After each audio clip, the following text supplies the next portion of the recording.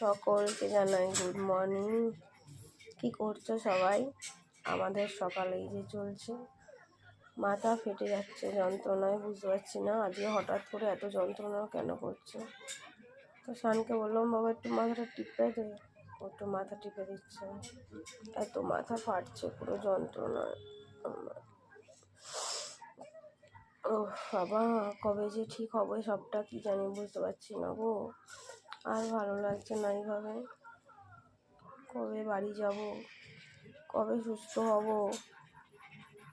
আজকে ডাক্তার দেখানোর আছে, যাই ডাক্তার দেখাই, কি বলে তারপরে তোমাদেরকে জানাবো। বলতে অনেক কিছু ইচ্ছা করছে কিন্তু বলা যাবে না। যাই হোক, সবাই ভালো থাকো, রোববারটা ভালো করে কাটাও।